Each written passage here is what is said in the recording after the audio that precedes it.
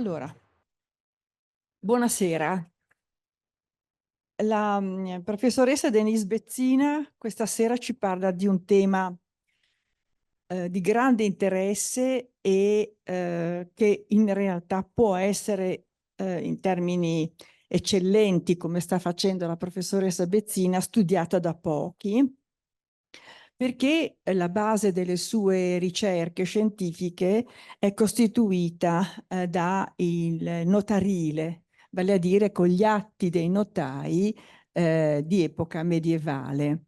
E vi assicuro che sono documentazioni certo di grande interesse, ma anche ardue da leggere, interpretare e coordinare l'una con l'altra.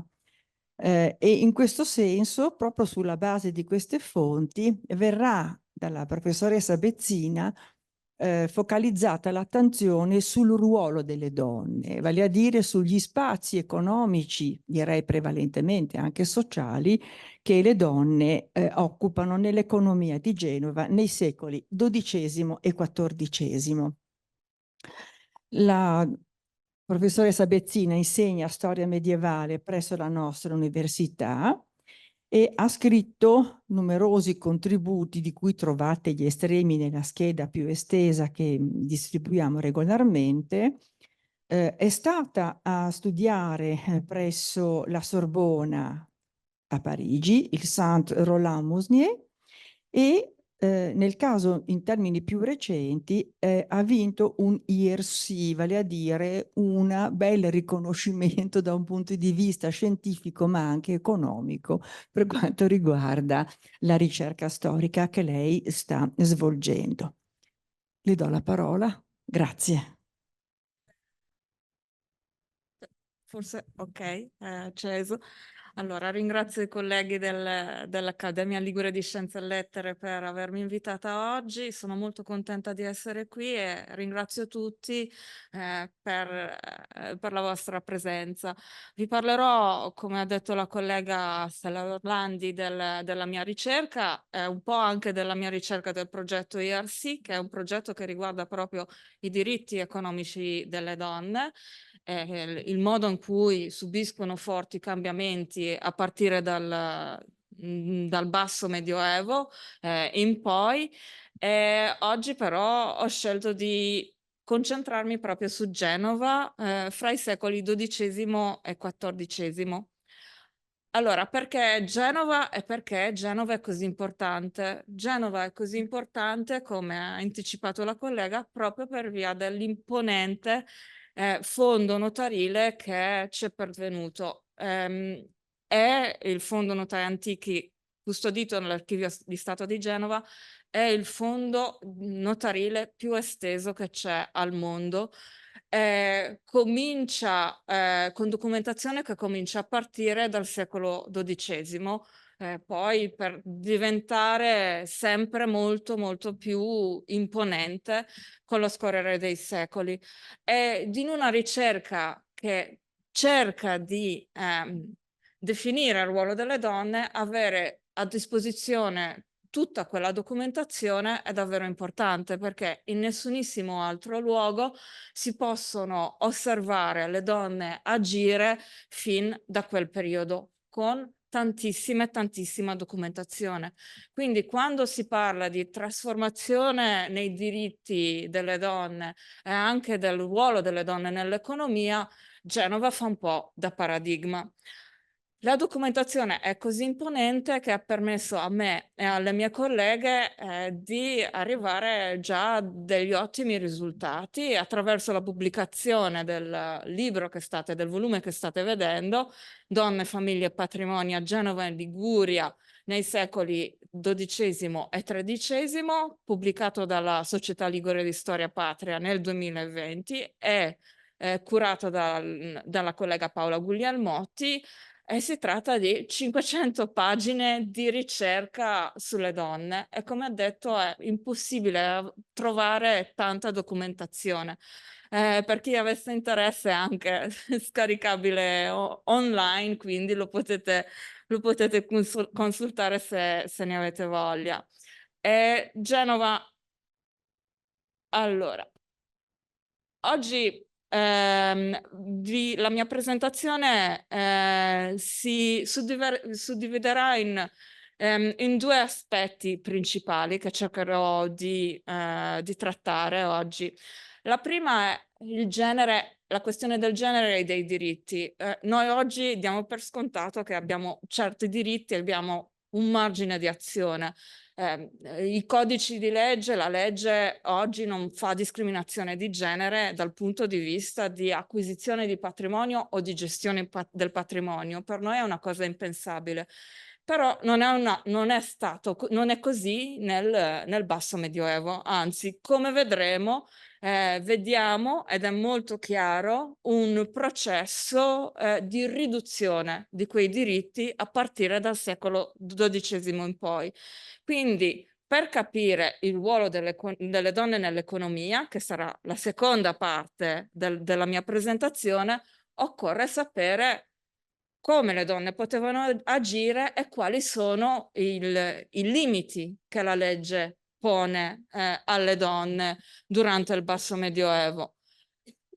Quindi, quando si parla di genere e diritti, ancora una volta a Genova, dal punto di vista della normativa, la transizione, le trasformazioni sono molto chiare e si vede prestissimo all'inizio del XII secolo.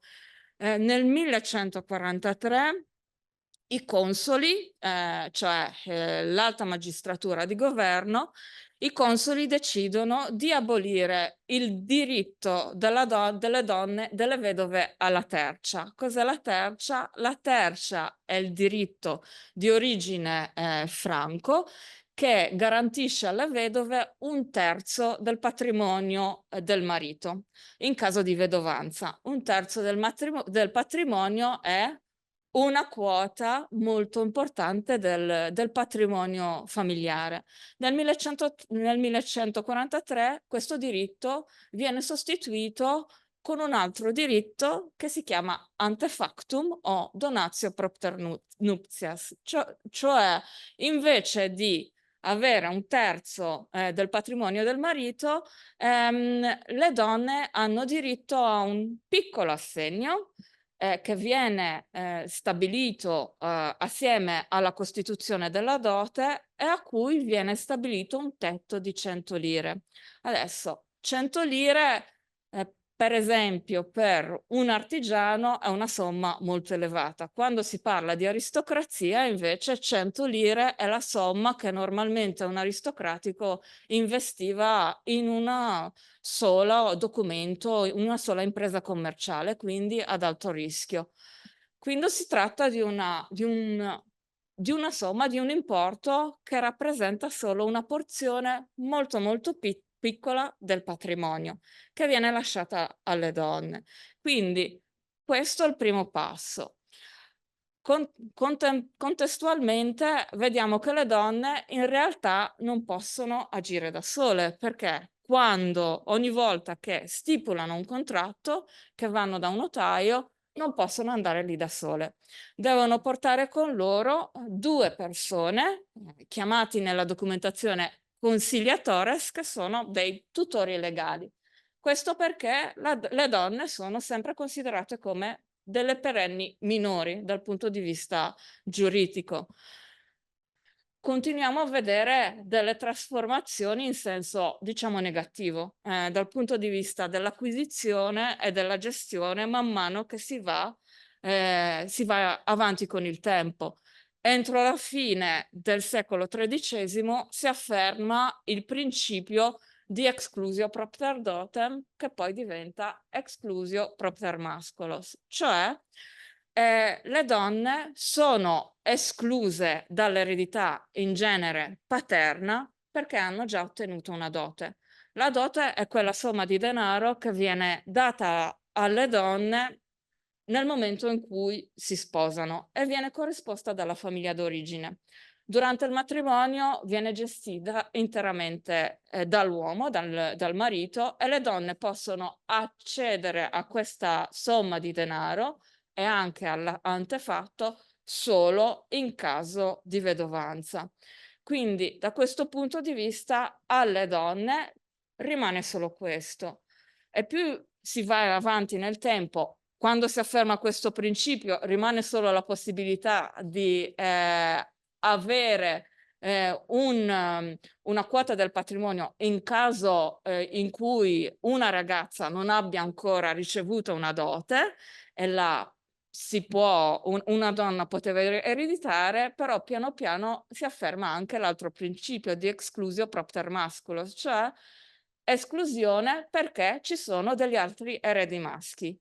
Quindi anche qualora non ci fosse testamento e rimanessero solo degli eredi, rimanessero eredi maschi e femmine, anche se la ragazza non aveva ancora ricevuto la dote, era comunque esclusa dall'eredità, e veniva decisa una somma di denaro da corrispondere in dote da parte dei parenti, dei familiari, e così il resto del patrimonio rimaneva naturalmente ai fratelli e agli eredi maschi. E continuiamo fino ad arrivare nel 1280, nel primo codice di legge a noi pervenuto, c'è un'altra ulteriore normativa che pone un freno al potere di azione delle donne, cioè viene stabilito un tetto massimo di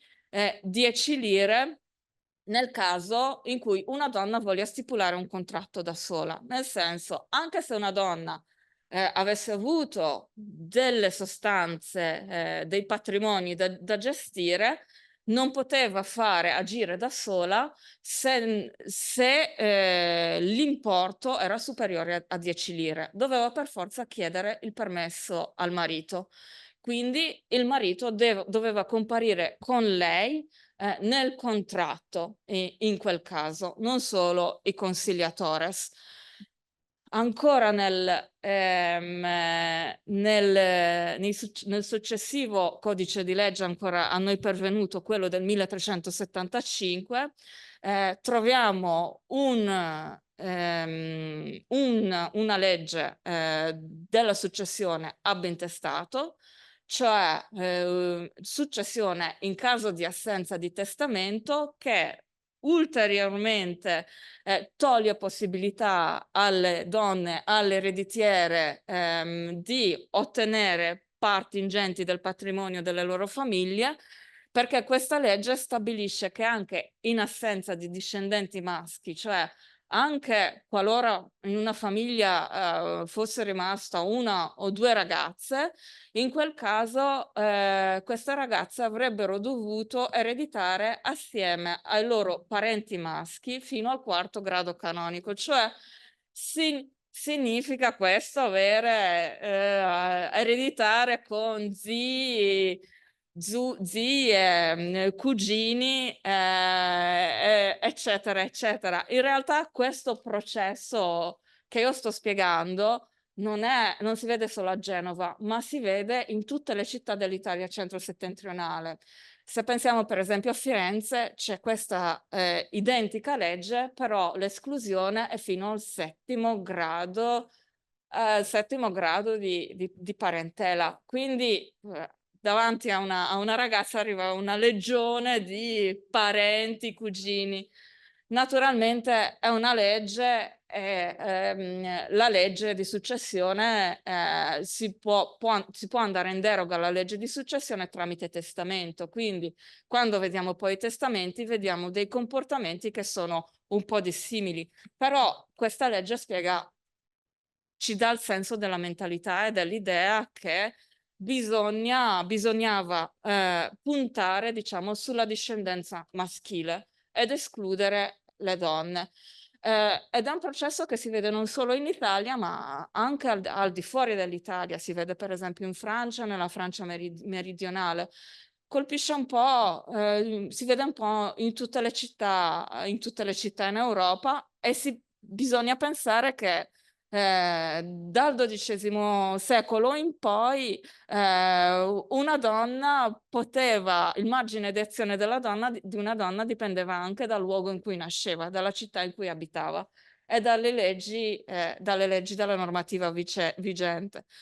Un'altra legge che vediamo, un'altra norma che vediamo nel 1375 riguarda le vendite di proprietà, e anche lì vediamo che viene data una priorità nel caso di una vendita, specialmente quando si tratta di case attigue, ai parenti maschi. Quindi anche qua, qualora ci fosse una donna interessata a comprare una proprietà, dai propri parenti subentravano i parenti maschi, e probabilmente erano loro che acquistavano quella proprietà. Quindi una situazione non proprio idilliaca da questo punto di vista.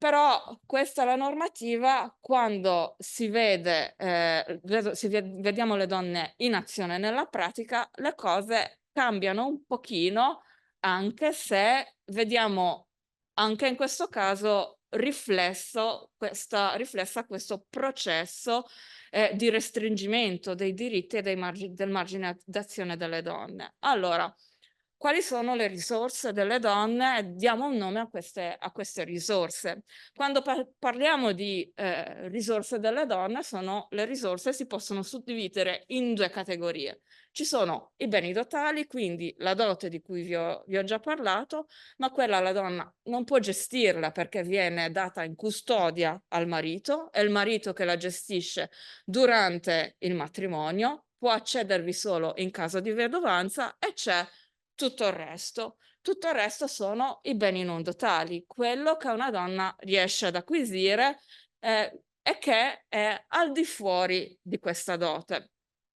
Quello che succede è che si comincia a vedere pian piano che questi beni non totali cominciano ad essere assimilati al patrimonio totale.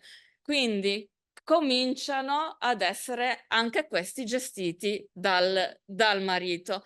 E questo è un documento uno dei documenti uno dei primi documenti che attesta questa prassi. Siamo nel 1189, c'è questa Isabella che è vedova di Buonvassallo Tornello. I Tornello quella dei Tornello è una famiglia del ceto consorale, cioè possiamo assimilarla, diciamo, all'aristocrazia.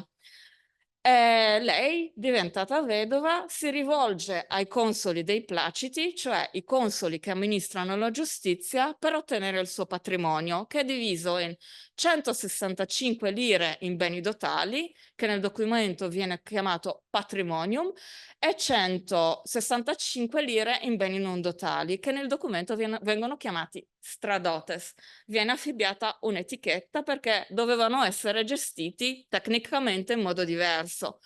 Tuttavia, tutta questa somma di denaro, che è abbastanza ingente, cioè non è poco come patrimonio, era stata sicuramente gestita dal marito, perché lei chiede di ottenere i soldi indietro perché era passato il tempo previsto per il lutto.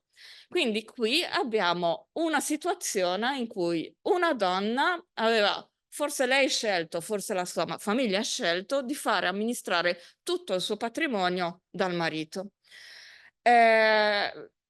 Non, non sempre vedremo che non sempre è così, vediamo donne che riescono a prendersi ampi margini di autonomia, però questa spiega una parte delle situazioni che noi troviamo all'interno della documentazione. Un altro elemento che noi troviamo a partire dalla fine del secolo XIII sono i furnimenta, cioè quello che noi chiameremmo oggi cassone, cioè quei soldi che vengono normalmente corrisposti alla donna assieme alle dote e che servono per comprare vesti, gioielli, suppellettili, eccetera. E questo questo fondo, che era anche a partire dalla fine del secolo XIII anche di importo molto elevato, in genere, o almeno dal punto di vista della normativa, doveva essere amministrato dalle donne. Però vediamo che anche in questo caso non sempre era così. Ehm, è dal punto di vista della cronologia, qua è ancora in inglese, però ve lo posso spiegare, brevemente. Questo serve per darvi una cronologia degli sviluppi. Da un lato abbiamo la legge, dall'altro abbiamo quello che si vede nella prassi. Allora, nella legge vediamo che nel 1140 comincia questa transizione, che poi vediamo piano piano arrivare a compimento verso la fine del secolo XIV. Dal punto di vista della prassi, benché vediamo moltissime situazioni diverse, adesso vi farò vedere alcuni casi di donne, vediamo che quasi fin da subito, cioè a partire da un paio di decenni dopo l'abolizione della tercia, si cominciano a vedere delle donne che danno parte dei loro patrimoni ai loro mariti in gestione. Ed è un processo che si vede anche altrove, che è uno storico del diritto molto importante che si chiama Manlio Bellomo, ha chiamato un processo dell'assimilazione dei beni non dotali alla dote.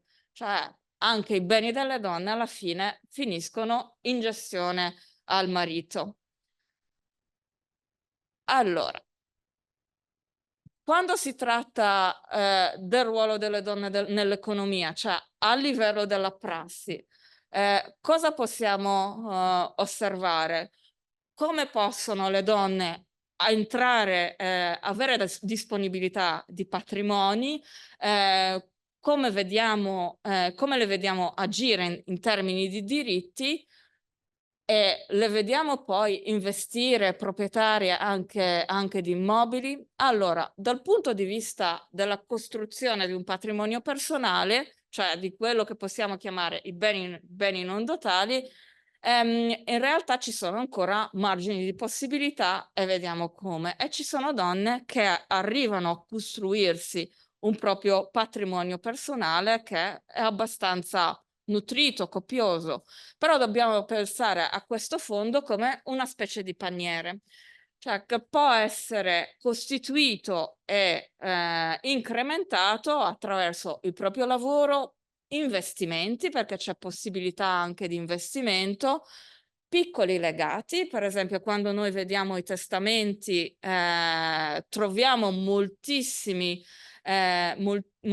indicazioni di piccole somme che vengono lasciate alle donne, oppure anche donazioni. Anche la famiglia di origine, per esempio, può decidere di dare un po' più di sostanze alle figlie, alle proprie figlie.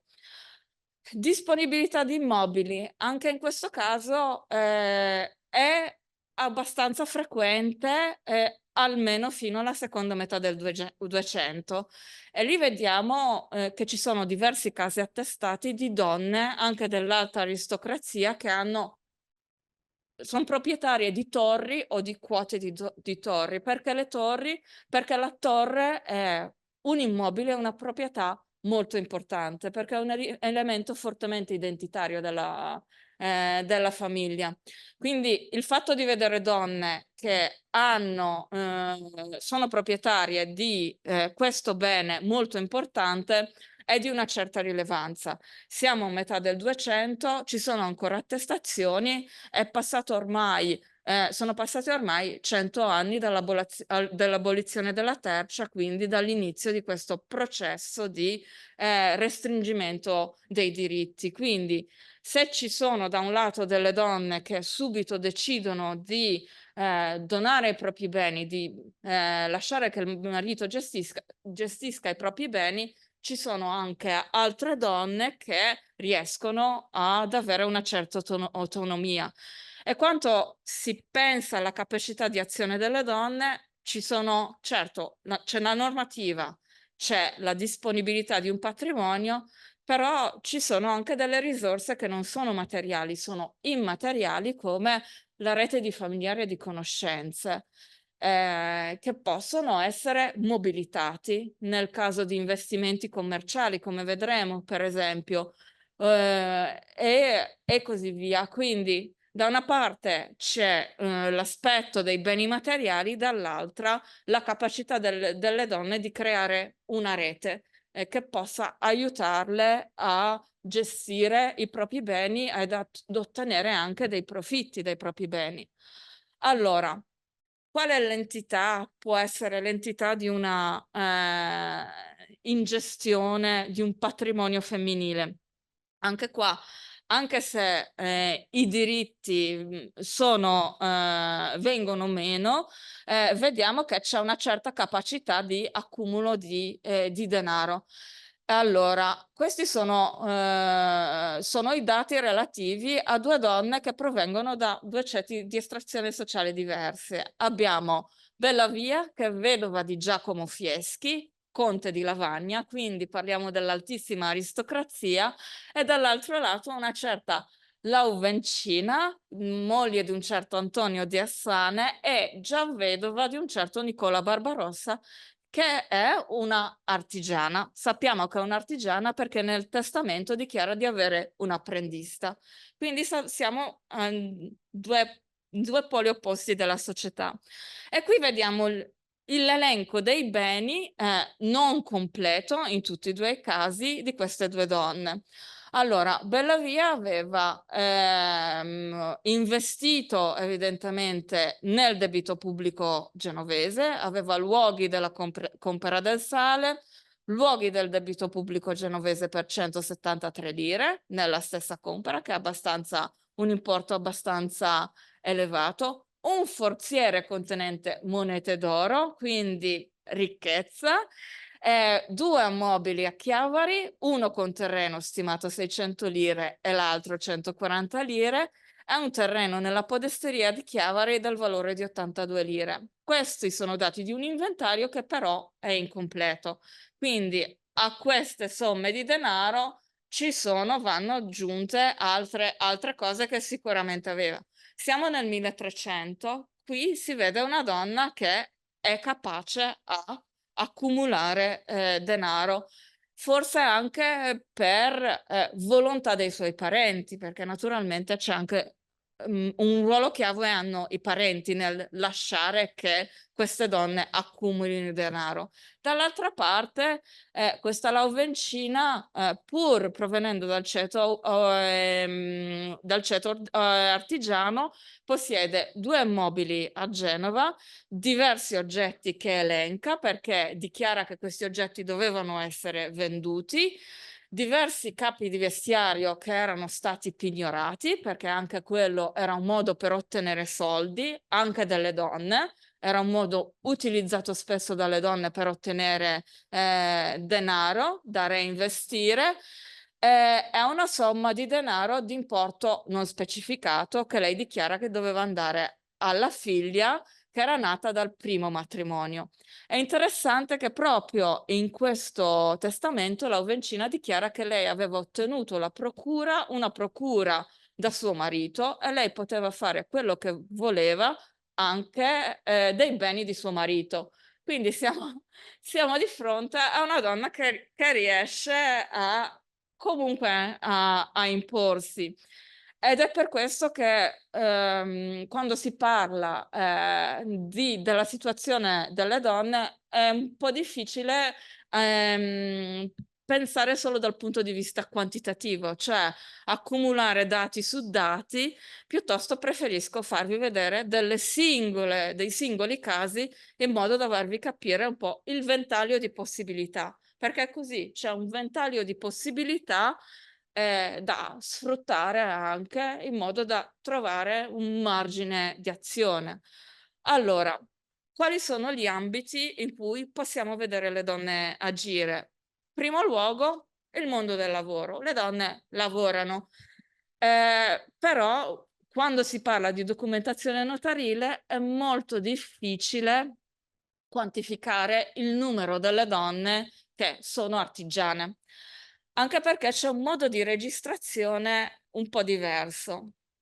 Quando un notaio registra un artigiano uomo, generalmente registra il nome e registra l'occupazione.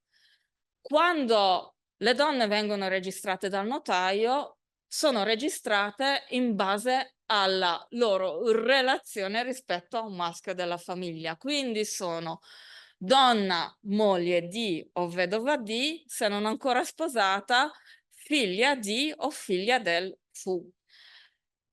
E normalmente l'occupazione non viene registrata dal notaio, la si capisce dalle azioni delle donne, nel senso, se si trova un contratto di apprendistato dove la maestra è una donna, è logico che quella donna è un'artigiana. Se si trova una donna che si accorda per produrre qualcosa, è logico che quella donna è artigiana. Però l'informazione circa moltissime delle artigiane che erano sicuramente attive a Genova nei secoli XII fino al XIV, anche più in là, un po' si perdono perché non si riesce a riconoscere le donne che praticano un mestiere. Vi posso però dare una percentuale sulla base di un campionario abbastanza ampio di documenti di apprendistato, circa 500 raccolti che sono relativi solo al secolo XIII, e vi posso dire che all'interno di quel campione circa 20% dei contratti di apprendistato erano stati stipulati per lavorare con un'artigiana donna. Normalmente erano impiegate in diversi mestieri, principalmente però nella tessitura e nella lavorazione dell'oro. Erano filatrici d'oro. Era un mestiere molto importante, normalmente praticato dalle donne. Cosa facevano queste donne artigiane? La storiografia ha teso a sottolineare come le donne artigiane erano normalmente delle partner non pagate del marito, cioè lavoravano insieme al marito, gestivano bottega. Quando si guarda la documentazione notarina, in realtà la situazione è molto più complessa. Perché? Perché non sempre la moglie praticava lo stesso mestiere del marito. A volte, anzi molto spesso, troviamo dei nuclei familiari in cui il marito pratica un mestiere, la donna ne pratica un'altra. Quindi il marito gestisce una bottega in autonomia, la donna deve gestire una bottega in autonomia con apprendisti, forse figli. Ha naturalmente un network, una rete di persone, di fornitori, di mercanti, di persone, di clienti che si deve costruire da sola. Quindi quest'idea, questo concetto del partner non pagato va un attimino sfumato, e bisogna comprendere che il lavoro in questi secoli ha strutture molto più complesse di quelle cui noi pensiamo. E qui vediamo due esempi datati al 1250 che mostrano chiaramente delle donne che praticano un mestiere che è diverso da quello del loro marito. Giacomo, per esempio, è moglie di Lorenzo Balisterius, un balestriere, e riceve da Tommaso Doria, membro dell'aristocrazia, quasi 2 lire e in cambio gli promette di consegnargli una quantità di oro filato. Quindi abbiamo un nucleo domestico in cui convivono un balisterius, un balestriere, e una filatrice d'oro che ha il suo business che cerca di portare avanti. Ed è anche ben connessa se arriva un Doria a chiedere del lavoro. Sempre nello stesso anno vediamo un'associazione tra una filatrice d'oro e un'altra coppia di artigiani che però in questo caso praticano lo stesso mestiere. C'è un'altra Giacoma deve essere stato un nome molto popolare tra le filatrici d'oro, che però è moglie di Rubaldo, che fa il conciatore, e si associa con Ardizione di Chiavari di Porta Sant'Andrea che agisce con la moglie, che si chiama anche lei Giacoma, E questi promettono di consegnare ancora una quantità di oro filato al prezzo di 8 lire, 6 soldi e 8 denari.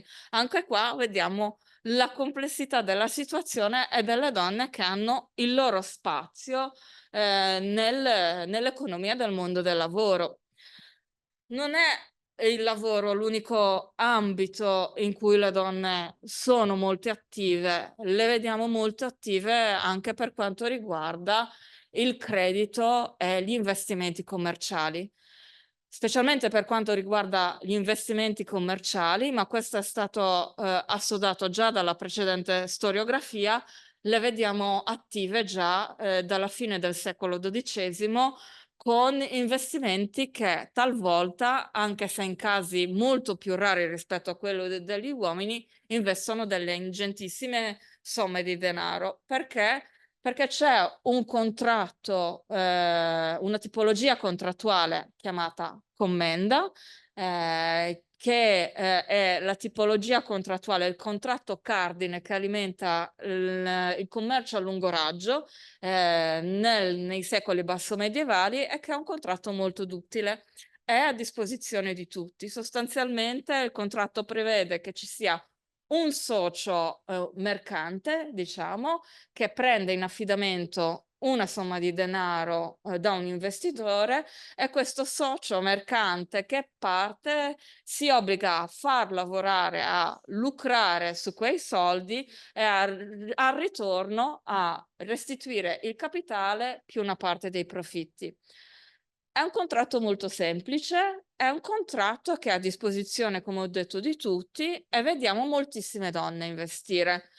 E in alcuni casi, come in questo, in cui vediamo questa Oria, che è moglie di Lanfranco della Volta, ancora siamo nell'alta aristocrazia cittadina, anche i Della Volta, quella dei Della Volta è una famiglia consolare, che nel 1214 impegna in una commendacio con Guglielmo de Orto 150 lire, una somma molto alta in tessuti da negoziare oltremare, cioè nel Levante. In genere però quando si parla di donne le somme sono molto molto modeste, molto più modeste rispetto a queste 150 lire.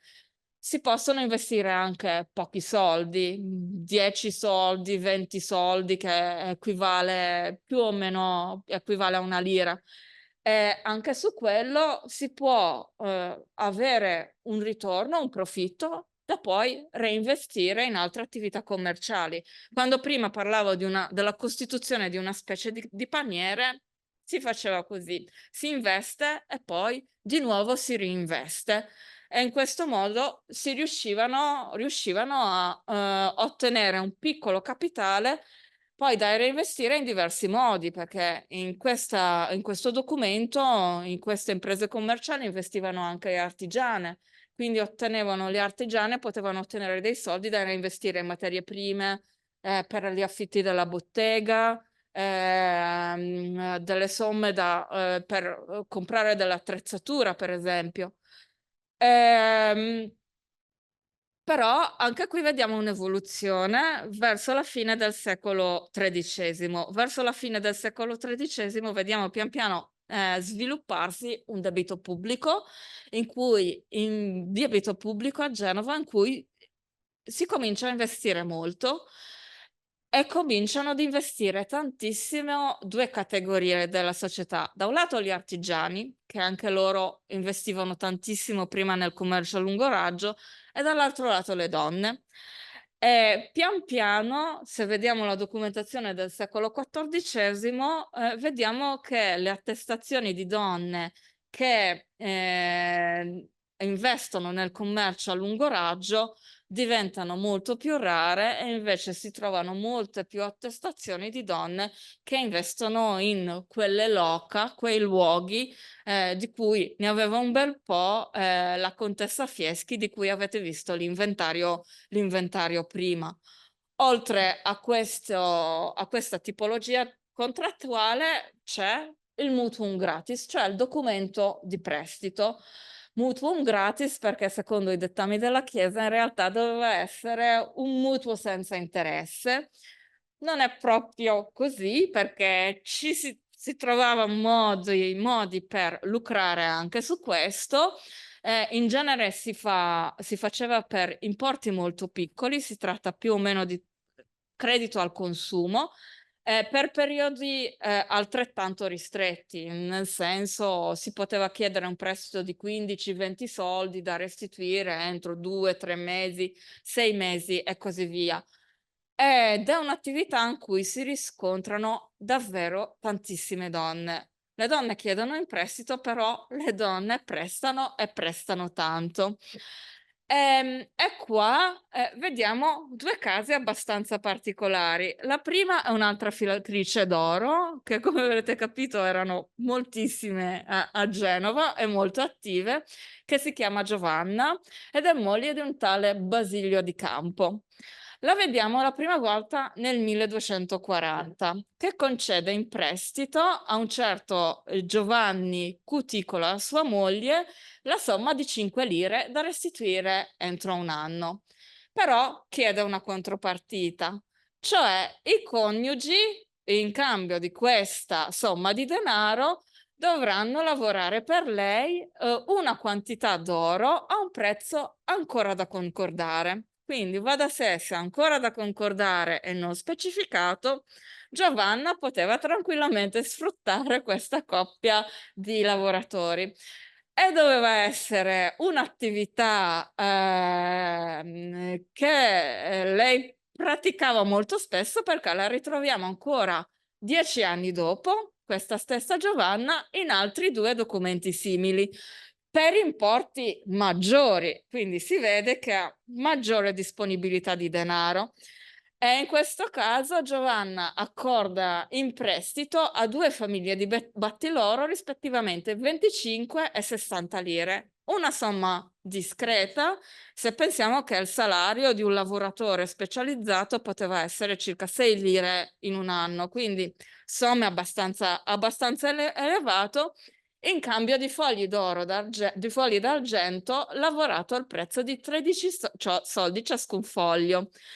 Adesso noi possiamo certamente ipotizzare che questo è una specie di prezzo di favore e lei poteva ottenere in cambio tutta questa merce che lei poteva poi rivendere a un prezzo maggiorato e quindi lei poteva trarre un profitto, quindi altro che mutuum gratis, cioè il profitto c'è, l'interesse c'è e c'è nel lavoro di queste persone.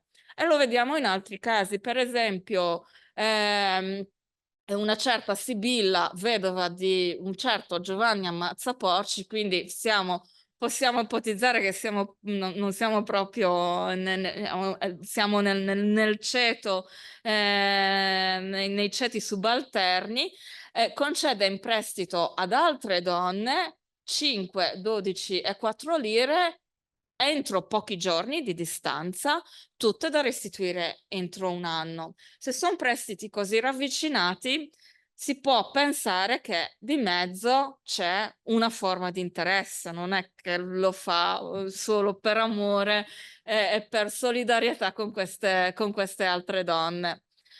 Ehm, eh, Concludo con questi tre casi perché abbiamo visto il ruolo delle donne in generale nell'economia, però il ruolo delle donne è importante, nonostante tutto, anche nell'economia della casa, nella gestione del patrimonio.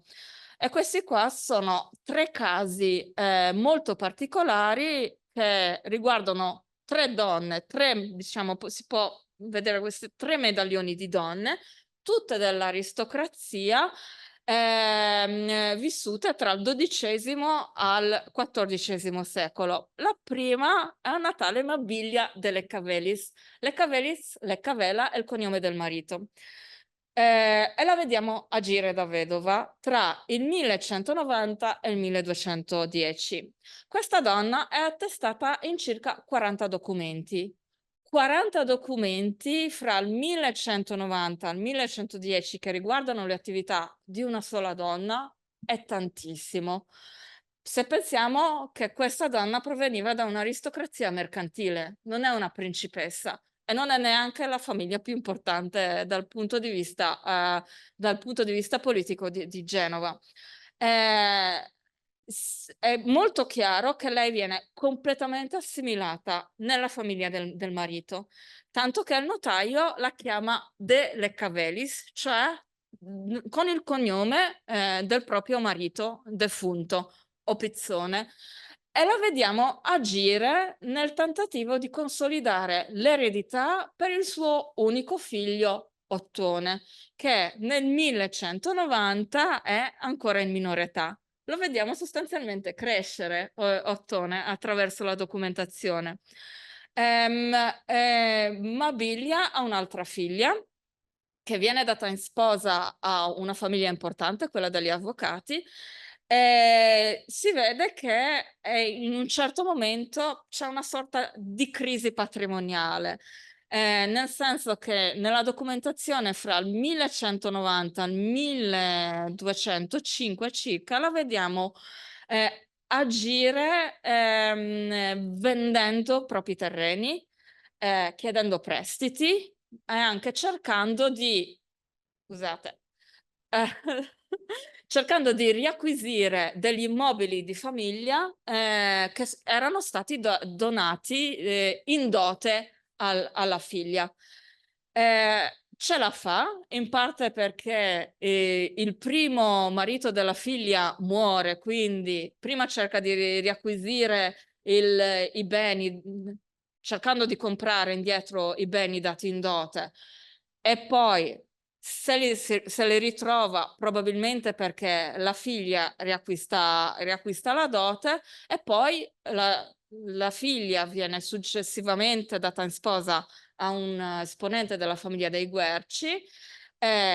La figlia muore, quindi la dote probabilmente torna quasi nella sua integrità all'interno della famiglia dei Leccavela, quindi nella disponibilità anche del figlio, e lei riesce a consolidare l'assetto anche immobiliare della famiglia.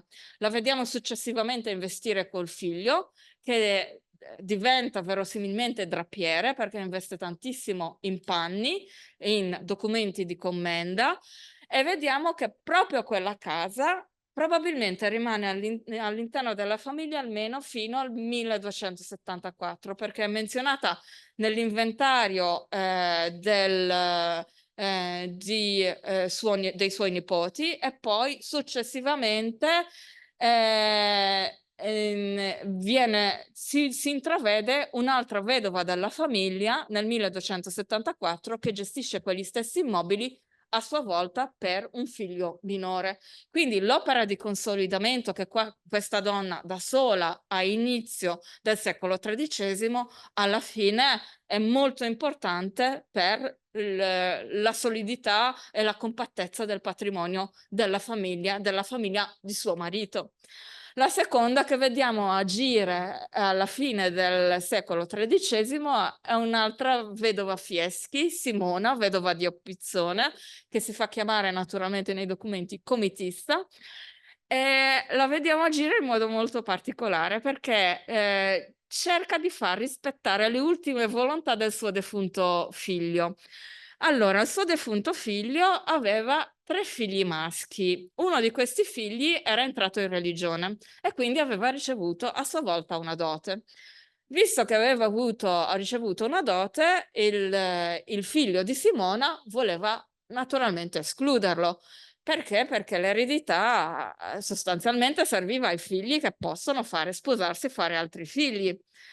Il figlio escluso impugna questo testamento e gli viene dato naturalmente ragione perché il padre non registra il suo nome, cioè non dice chiaramente ho già dato tot soldi a mio figlio perché è entrato in religione come dote, quindi che sia tacito e contento. Lei però cerca di far rispettare queste ultime volontà e le vediamo successivamente in altri documenti sia vendendo dei terreni a nome dei suoi nipoti, ma anche facendo alleanze matrimoniali con un'altra vedova di un'altra famiglia importante che è quella dei Doria. Quindi una nonna che gestisce anche lei a favore dei nipoti. L'altra la vediamo agire a metà secolo XIV e si chiama Violante, viene dalla famiglia degli Ultramarino e anche lei, la sua storia la possiamo intravedere attraverso il suo testamento. Lei gestisce a nome dei figli un patrimonio abbastanza importante ed è entrata in possesso di un patrimonio abbastanza importante che deve lasciare ai suoi figli, che sono 2 maschi e 2 femmine. E le vediamo fare una discriminazione a favore dei figli maschi contro le sue figlie femmine, a cui lascia dei soldi come beni non dotali, che però devono essere gestiti dal marito, e lei lo chiarisce nel testamento e dichiara anche che qualora queste figlie rimanessero senza eredi, quei soldi dovevano andare ai fratelli, ai suoi figli, ai suoi 2 figli maschi, naturalmente. E quindi anche in questo caso vediamo che cerca di favorire i figli maschi.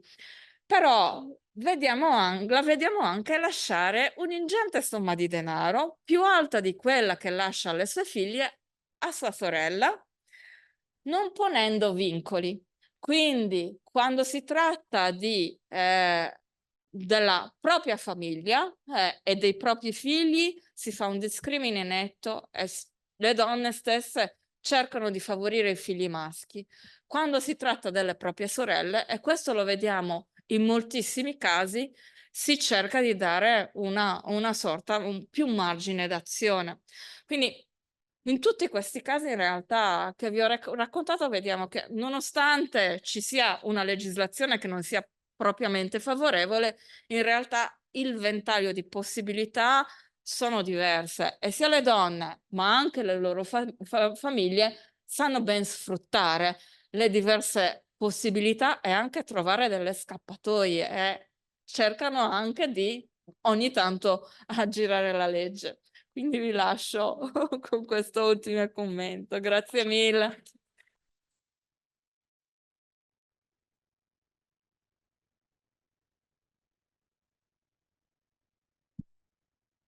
Molte grazie, professoressa Dezzina. Dezzina, avete degli interventi, delle curiosità? Prego. Ha parlato molte volte di lire. Qual è il valore della lira a quell'epoca? Cioè, quando le paghe, quanto costava il grano? È un po' difficile, Sì, posso dire che 20 soldi sono 1 lira, però è un po' difficile dare, cioè si può dare solo un'idea. Io posso dire che 6 lire sono uno stipendio annuale di un lavoratore specializzato.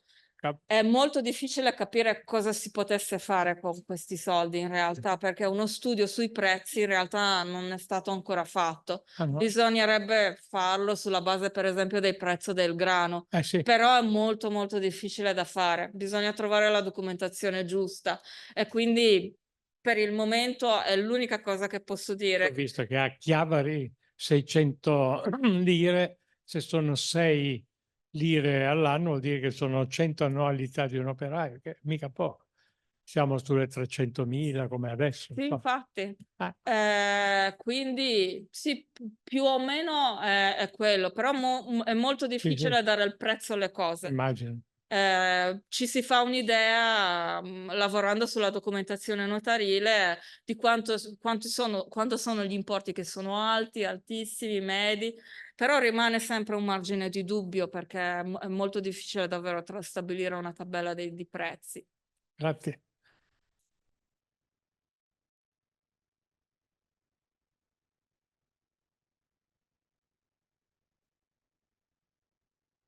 Grazie per la relazione molto interessante. Io studio i secoli successivi, quindi confesso di non avere competenze per il basso medioevo. Mi hanno colpito 2 considerazioni e 2 veloci domande. Intanto vedo che anche nel Medioevo, ma non mi meraviglia, esattamente come nei secoli successivi, quando c'è una legge si trovano adeguati strumenti, spesso anche perfettamente leciti per infilarsi tra le maglie più o meno larghe di una legislazione che ovviamente non può prevedere qualunque caso. Interessante il fatto che con l'aprirsi della possibilità dell'investimento strutturato nel debito pubblico si vada da un investimento più rischioso verso uno meno rischioso, dove peraltro si possono parcheggiare più tranquillamente i propri capitali, non richiede una cura assidua, si può fare rentier e richiede anche minori competenze. Due questioni, curiosità barra domande. La prima è, dietro questa sorta di minore spazio di manovra barra tutela legale che viene attribuita in qualche maniera dalla legislazione alle donne in quest'epoca, ci può essere anche un diverso accesso all'istruzione? Cioè, nel senso, mi immagino che se io devo poter amministrare da me il mio patrimonio, che magari io sappia leggere, scrivere, far di conto, potesse essere desiderabile.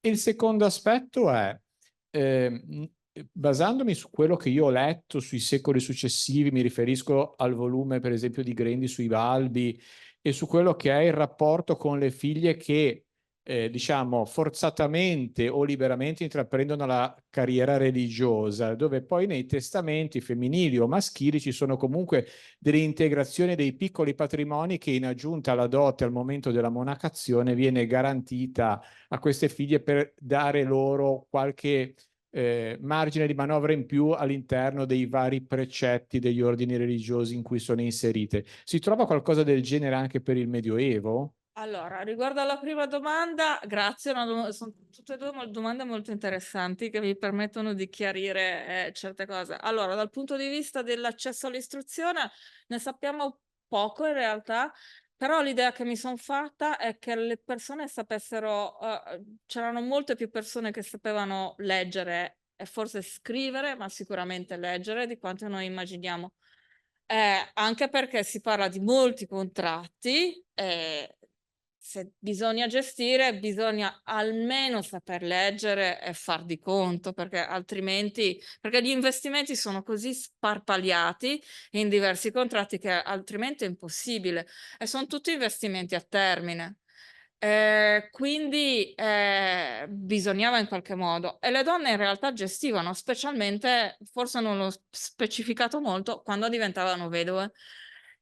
Proprio durante la vedovanza le donne avevano un'importanza, assumevano un'importanza maggiore, perché quando da sposate naturalmente c'è sempre il marito, da vedove, specialmente quando ci sono i minori, sono loro che gestiscono e spesse volte sono i mariti che chiedono che le donne rimangano vedove a tutelare i figli come tutrici dei figli e le danno in gestione anche in usufrutto dei beni.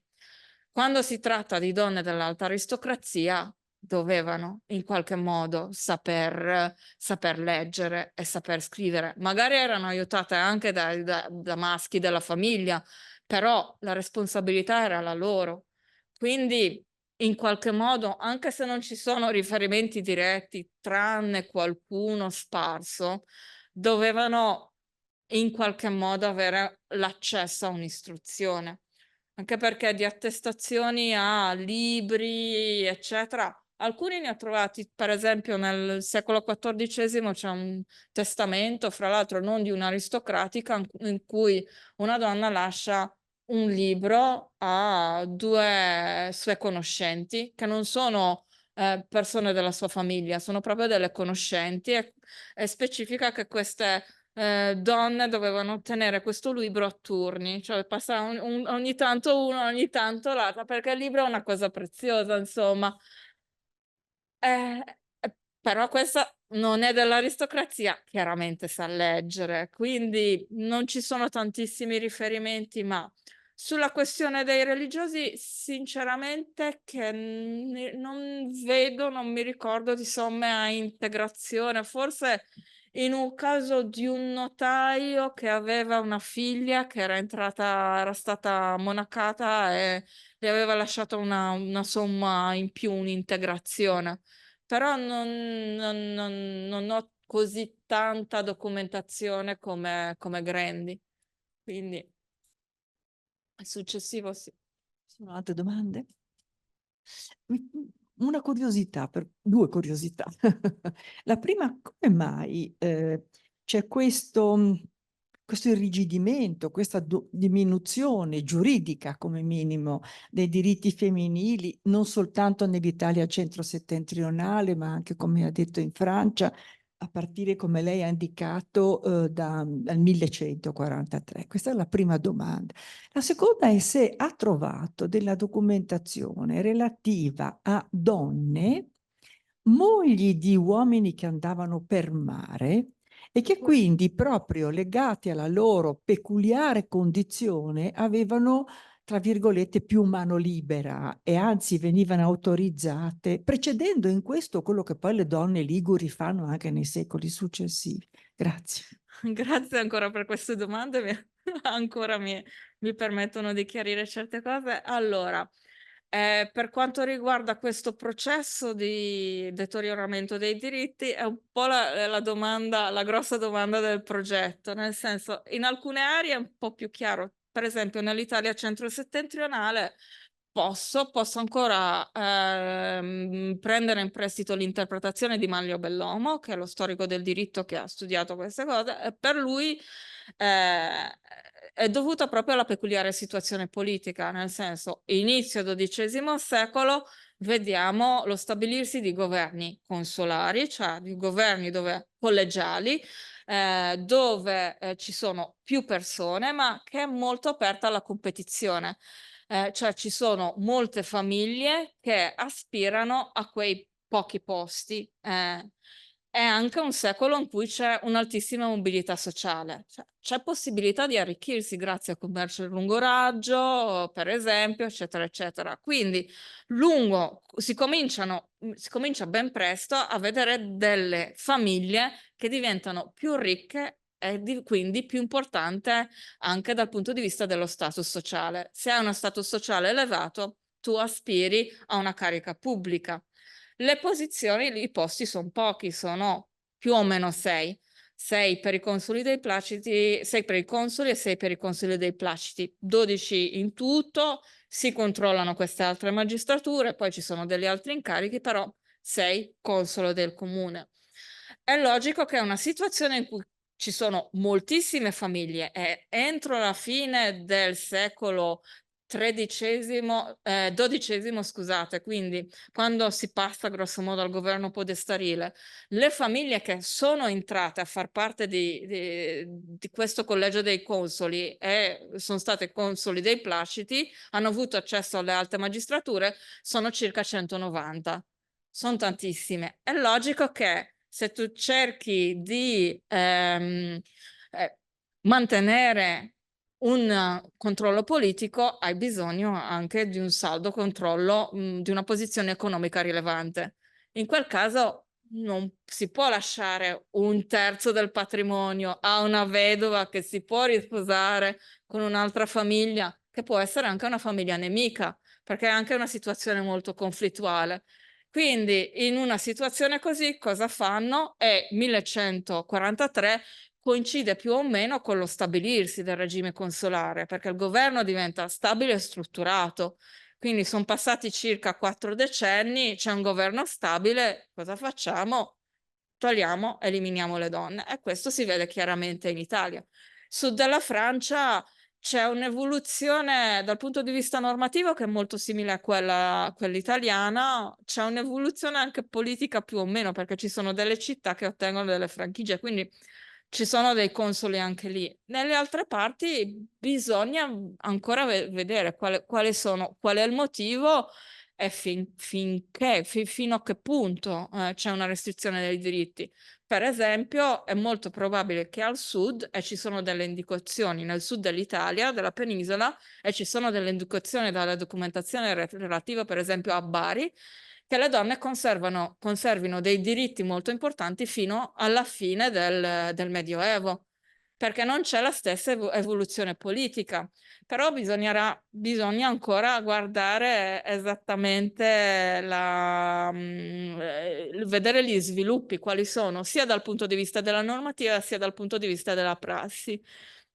Per quanto riguarda l'altra domanda, sì, ci sono le procure, naturalmente gli uomini partivano, erano spesso fuori o per missioni, ambascerie, impegni militari per il commercio, lasciavano la gestione alle donne, spesso alle mogli, però la procura è anche un'arma a doppio taglio, perché c'erano anche delle donne che concedevano la procura sui loro beni ai mariti.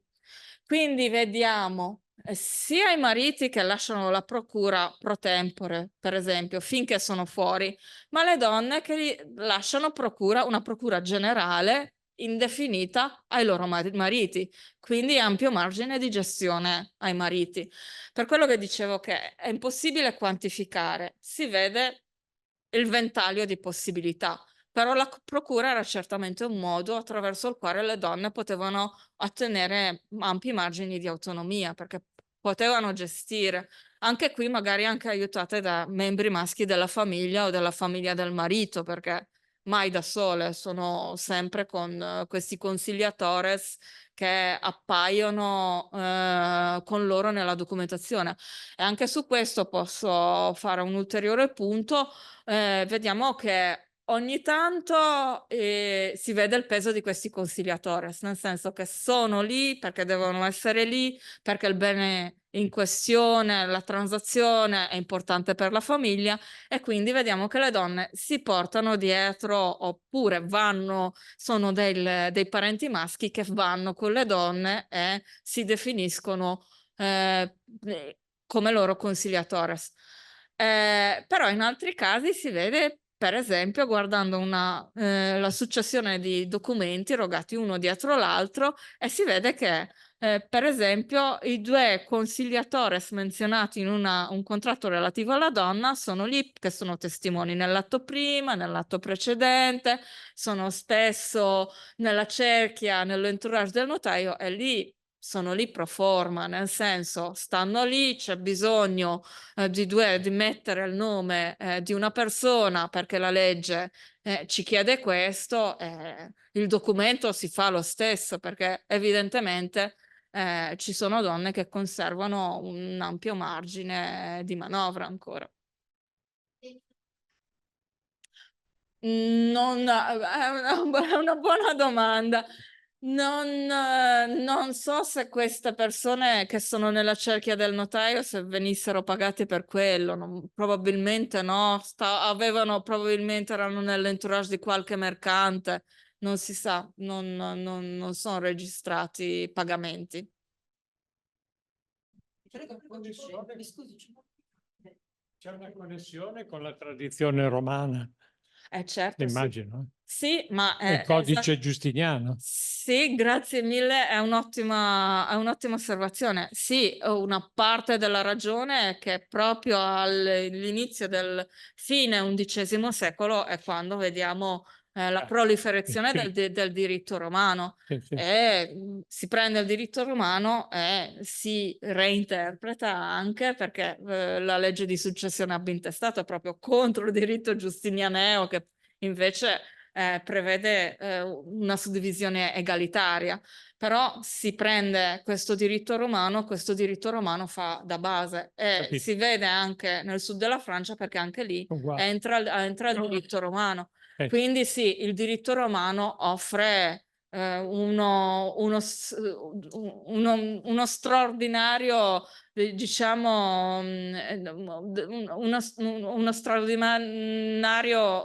straordinaria possibilità di reinterpretare e di ristrutturare la normativa. Va anche detto che Genova assieme a Pisa sono due città in cui si vede molto precocemente questo diritto romano, cioè si vede molto prima che altrove. E quindi questo pone le basi per un ripensamento della normativa. Certo, grazie. Grazie a lei. Grazie. Certo che, insomma, le donne senza dote avevano dei grandi problemi, in poche parole. Ci sono le doti per le religiose, eccetera, ma insomma avere la dote lo si vede dalla vedova che cerca di fare la dote per la figlia che poi rimane vedova, eccetera, eccetera.